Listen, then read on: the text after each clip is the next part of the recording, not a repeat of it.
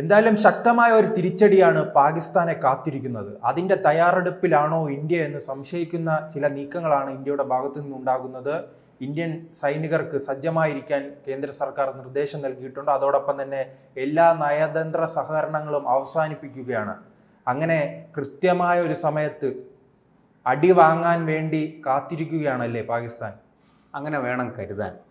കാരണം ഇപ്പോൾ ശ്രീജിത്ത് പറഞ്ഞതുപോലെ നമ്മുടെ പ്രതിരോധ മന്ത്രി രാജ്നാഥ് സിംഗ് കരസേനാ മേധാവി രാജ്നാഥ് സിംഗിനെ സന്ദർശിച്ചു. അവർ തമ്മിൽ ചർച്ചകൾ നടന്നു. അതുപോലെ തന്നെ അമിത്ഷാ ഇപ്പോൾ പഹൽഗാമിലുണ്ട്. അവിടെ നിന്ന് അദ്ദേഹം വൈകിട്ട് മടങ്ങി ഡൽഹിയിലെത്തുമെന്നാണ് അറിയുന്നത്. വൈകിട്ട് 6 മണിക്ക് കേന്ദ്ര ക്യാബിനറ്റ് ചേരുന്നുണ്ട്. അവിടെ ഈ രാജ്നാഥ് സിംഗും അമിത്ഷായും തങ്ങളുടെ അറിവിലുള്ള കാര്യങ്ങൾ റിപ്പോർട്ട് ചെയ്യും പ്രധാനമന്ത്രിക്ക്. അപ്പോൾ അവിടെ ഒരു തീരുമാനമുണ്ടാകും.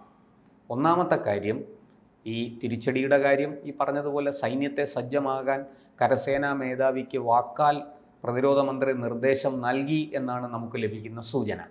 അതുപോലെ തന്നെ രാജ്യത്തെ മറ്റെല്ലാ സംവിധാനങ്ങളെയും, എല്ലാ ഗവർണർമാരോടും മറ്റ് സംസ്ഥാന സർക്കാരുകൾക്കും അവിടുത്തെ പോലീസിനും അർദ്ധസൈനിക വിഭാഗത്തിനുമെല്ലാം അമിത്ഷാ കൃത്യമായിട്ട് ഇന്നലെ രാത്രി തന്നെ സുരക്ഷാ കാര്യങ്ങളിൽ വേണ്ട മുൻകരുതലുകൾ എടുക്കാനുള്ള നിർദ്ദേശം കൊടുത്തു കഴിഞ്ഞു. രാജ്യത്ത് ഏതെങ്കിലും തരത്തിലുള്ള സംഘർഷമോ ഇതിനെ സംബന്ധിക്കുന്ന മറ്റെന്തെങ്കിലും നീക്കങ്ങളോ ഒന്നും ഉണ്ടാകാതെ വളരെ സമർത്ഥമായിട്ട് അതെല്ലാം നേരിടണം, അതെല്ലാം നിയന്ത്രണത്തിൽ നിർത്തണം എന്നുള്ള നിർദ്ദേശം കൊടുത്തിട്ടുണ്ട്. അതുപോലെ തന്നെ ഈ ആക്രമണത്തിൽ പ്രതിഷേധിച്ച് ജനങ്ങൾ തെരുവിലിറങ്ങി പ്രതിഷേധിക്കാനുള്ള സാധ്യതയുണ്ട്. അങ്ങനെ പ്രതിഷേധിച്ചാൽ ഒരു പക്ഷേ അത് നിയന്ത്രണം വിട്ടാൽ എന്തായി തീരും എന്ന് നമുക്ക് പറയാൻ കഴിയില്ല. കാരണം അവിടെ നടന്ന ആക്രമണം അത്ര പൈശാചികമാണല്ലോ.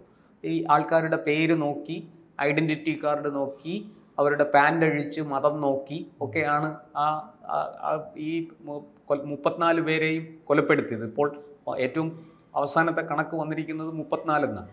അപ്പോൾ ആ 34 പേരെയും കൊലപ്പെടുത്തിയിരിക്കുന്ന അങ്ങനെയാണ്. ഇനി കൂടുതൽ പേർ ആക്രമണത്തിന് പരിക്കേറ്റ് ആശുപത്രിയിൽ കഴിയുന്നവരുണ്ട്, നില ഗുരുതരമായിട്ട് തുടരുന്നവരുണ്ട്. അപ്പോൾ മരണസംഖ്യ എവിടെ എത്തുമെന്ന് നമുക്കറിയില്ല.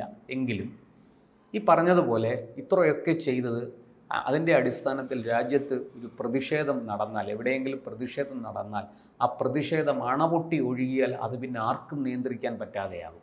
ഈ ഭീകരന്മാരുടെ ലക്ഷ്യവും അതാണ്.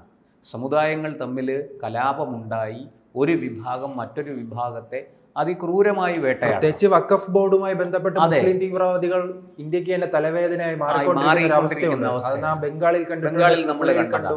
അതെ, അപ്പോൾ ഇതാണ് അവരുടെ ഉദ്ദേശം അതാണ്. അപ്പോൾ അതുകൊണ്ട് തന്നെ അമിത്ഷാ ഇന്നലെ കർശനമായ നിർദ്ദേശം എല്ലാവർക്കും കൊടുത്തിട്ടുണ്ട്. രാത്രി ദേശീയ സുരക്ഷാ ഉപദേഷ്ടാവിൻ്റെ നേതൃത്വത്തിൽ അദ്ദേഹവുമായിട്ട് ചർച്ച നടത്തി. അപ്പോൾ തന്നെ അമിത്ഷാ അദ്ദേഹത്തിന് ദേശീയ സുരക്ഷാ ഉപദേഷ്ടാവ് അജിത് ഡോവലിന് നിർദ്ദേശം കൊടുത്തു. അതെല്ലാ സംസ്ഥാനങ്ങളിലേക്കും അതിൻ്റെ സന്ദേശം പോയി ഒക്കെ ചെയ്തു. മുൻകരുതലുകളെല്ലാം എടുക്കാവുന്നതെല്ലാം എടുത്തിട്ടുണ്ട്. അതിൽ ഏറ്റവും പ്രധാനപ്പെട്ടത് ഈ തീവ്രവാദി രാജ്യം ഇന്ത്യയുടെ വെള്ളവും കുടിച്ച് അല്ലെ, ഇന്ത്യയുടെ ജലവും വാങ്ങി ഇന്ത്യക്കെതിരെ ആയുധമെടുക്കുന്ന ഒരു അവസ്ഥയ്ക്ക് എന്തായാലും ഈ സംഭവത്തോട് കൂടി തന്നെ ഒരു തീരുമാനം ഉണ്ടാകാനുള്ള ഒരു സാധ്യത. അതിലേക്കാണ് ഞാൻ വരുന്നത്. ഈ ക്യാബിനറ്റിൽ ഇവർ കൊടുക്കുന്ന റിപ്പോർട്ടിൻ്റെ അടിസ്ഥാനത്തിൽ ഇന്ത്യ എടുക്കാൻ പോകുന്ന ഒന്നാമത്തെ നിലപാട്, ഒന്നാമത്തെ തീരുമാനം എന്ന് പറയുന്നത് ഈ സിന്ധു നദീജല കരാർ, അത് പാകിസ്ഥാനുമായിട്ട് ആ നദീജലം പങ്കിടുന്നതിനൊരു കരാറുണ്ട്. ആ കരാർ ഇന്ത്യ അങ്ങ് അവസാനിപ്പിക്കുകയാണ്. ഇനി ഒരു തുള്ളി വെള്ളം പോലും പാകിസ്ഥാന് കൊടുക്കണ്ട എന്ന് നമ്മൾ തീരുമാനിക്കും എന്നൊരു സൂചന ലഭിക്കുന്നുണ്ട്.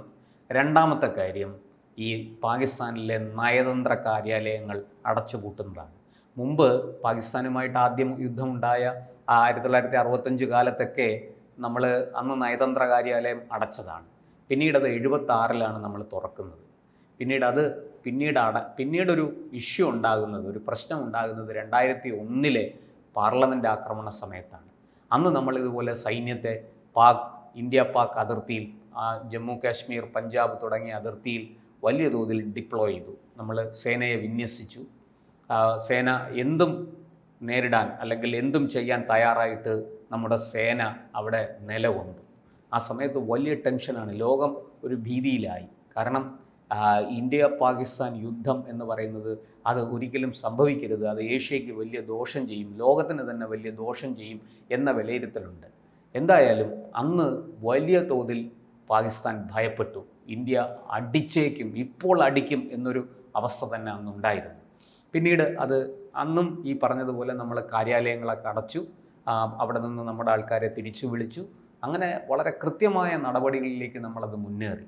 പക്ഷേ ഈ രാജ്യാന്തര സമൂഹത്തിൽ നിന്ന് വലിയ സമ്മർദ്ദം ഉണ്ടാകുകയും പാകിസ്ഥാൻ ഒതുങ്ങുകയും ചെയ്തതോടുകൂടി, മാത്രമല്ല അന്നത്തെ ആ പാർലമെൻറ്റ് ആക്രമണ കേസിലെ മുഖ്യപ്രതികളെയും സൂത്രധാരനെയും ഒക്കെ കിട്ടി.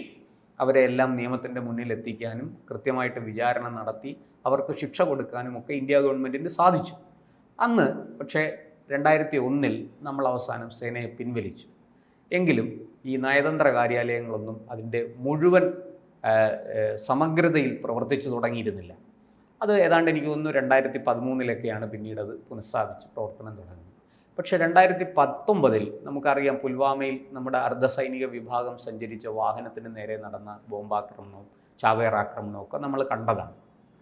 അപ്പോഴും നമ്മൾ ഈ പറഞ്ഞതുപോലെ ഈ പാകിസ്ഥാനുമായിട്ടുള്ള എല്ലാ നയതന്ത്ര ബന്ധവും വിച്ഛേദിച്ച് കൃത്യമായിട്ട് നമ്മൾ അന്നൊരു സർജിക്കൽ സ്ട്രൈക്ക് നടത്തുകയും ബലാക്കോട്ട് എന്ന് പറയുന്ന പ്രദേശത്തെ ഈ ഭീകര ക്യാമ്പുകൾ, ഭീകര പരിശീലന ക്യാമ്പുകളെല്ലാം പിന്നെ മണ്ണോട് മണ്ണ് ചേരുന്ന വിധത്തിൽ പുൽനാമ്പ് പോലും അവശേഷിപ്പിക്കാതെ നശിപ്പിച്ച് കളയുകയും ചെയ്തു നമ്മൾ. പക്ഷേ എന്നിട്ടും നമ്മൾ ഈ കാര്യാലയം അന്ന് തുറന്ന് പ്രവർത്തിപ്പിച്ചിരുന്നില്ല, വേണ്ട വിധത്തിൽ പ്രവർത്തിപ്പിച്ചിരുന്നില്ല. പിന്നീട് അത് 2023 ഒരു ചെറിയ തോതിലെങ്കിലും അതിന് മാറ്റം വന്നത്. ഇപ്പോൾ ആ നയതന്ത്ര കാര്യാലയത്തിലെ വിദേശകാര്യ വിദഗ്ധരും മുൻ സൈനിക ഉദ്യോഗസ്ഥരെല്ലാം പറയുന്നത് ഇത്തരം നീക്കങ്ങൾ ഉണ്ടാകുന്നത് യുദ്ധവുമായി ബന്ധപ്പെട്ടാണ്. കാരണം ഒരു രാജ്യത്തിനെതിരെ യുദ്ധം ചെയ്യുന്നതിന് മുമ്പ് മറ്റൊരു രാജ്യം ചെയ്യുന്ന നീക്കങ്ങളാണ് ഇന്ത്യ ഇപ്പോൾ നടത്തിക്കൊണ്ടിരിക്കുന്നത്. അതെ, ഇന്ത്യക്ക് കൃത്യമായ ലക്ഷ്യമുണ്ടല്ലോ. അതെ, നമ്മൾ പല പ്രാവശ്യം ഇത് ചെയ്തതാണ്. അന്നൊക്കെ നമ്മൾ മുന്നറിയിപ്പ് കൊടുത്തതാണ്. ഇപ്പോൾ ഈ നരേന്ദ്രമോദിയുടെ ഭരണകാലത്ത് നമുക്കെല്ലാവർക്കും അറിയാം, മോദിക്ക് അങ്ങനെ വെറും ഒരു മുന്നറിയിപ്പ് മാത്രം കൊടുക്കുന്ന ശീലമില്ല. ആദ്യം മര്യാദയ്ക്ക് പറഞ്ഞു നോക്കും, സ്നേഹത്തോടു കൂടി ഉപദേശിച്ച് നോക്കും. അത് നടന്നില്ലെങ്കിൽ എന്താണ് ചെയ്യേണ്ടതെന്ന് അദ്ദേഹത്തിന് പപ്പുവിന്റെ സഹോദരി ഉണ്ടല്ലോ, ആ സഹോദരി എപ്പോഴും നരേന്ദ്രമോദിയെ കളിയാക്കാൻ ഉപയോഗിക്കുന്ന ഒരു വാക്കാണ് 56 ഇഞ്ച് നെഞ്ചളവ്.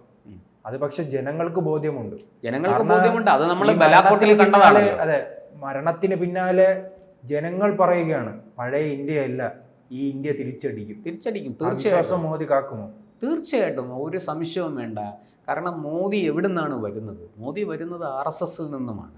RSS ആണ് മോദിയിലെ വ്യക്തിയെ മോൾഡ് ചെയ്തിരിക്കുന്നത്, രൂപപ്പെടുത്തിയിരിക്കുന്നത്.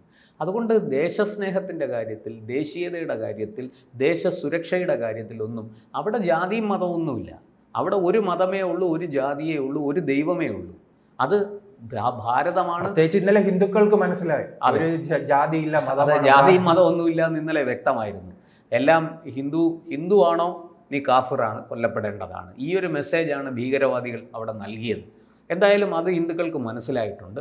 ഇപ്പോൾ മോദിയെ സംബന്ധിച്ചും ഇക്കാര്യത്തിൽ രണ്ടാമതൊന്നും ചിന്തിക്കേണ്ട കാര്യമില്ല. ദേശീയതയ്ക്കും ദേശസുരക്ഷയ്ക്കുമാണ് ഏറ്റവും പ്രാധാന്യം നൽകേണ്ടത്. രാഷ്ട്രമാണ് വലുത്, രാഷ്ട്രമാണ് ഏറ്റവും മുകളിൽ, എല്ലാം അതിന് താഴെയുള്ളൂ, ഈ ഞാൻ പോലും എന്ന ചിന്താഗതിയുള്ള ഒരാളാണ് മോദി.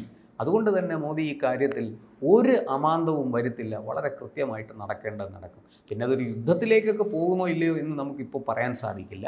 മാറിയ ലോകക്രമത്തിൻ്റെ സാഹചര്യത്തിൽ ഈ ആയുധമെടുത്തുള്ള യുദ്ധം മാത്രമല്ലല്ലോ യുദ്ധം. ഒരു രാജ്യത്തെ പൂട്ടാൻ, ഒരു രാജ്യത്തെ അസ്ഥിരപ്പെടുത്താൻ ഒരുപാട് വഴികളുണ്ടെന്ന് അത് എല്ലാവർക്കും അറിയുകയും ചെയ്യാം. ഈ പറയുന്നത് പോലെ ഒരു ദിവസം ഇന്ത്യയിൽ നിന്നുള്ള ചരക്കുകൾ വഹിച്ചുകൊണ്ടുള്ള ട്രക്കുകൾ പാകിസ്ഥാനിലേക്ക് ചെന്നില്ലെങ്കിൽ പാകിസ്ഥാൻ വലിയ പട്ടിണിയെ അഭിമുഖീകരിക്കേണ്ടി വരും. പാകിസ്ഥാനും ബംഗ്ലാദേശും ശ്രീലങ്കയും ഒക്കെ ഇന്ത്യയെ എന്തുമാത്രം ആശ്രയിച്ചാണ് നിൽക്കുന്നതെന്ന് നമുക്കറിയാം.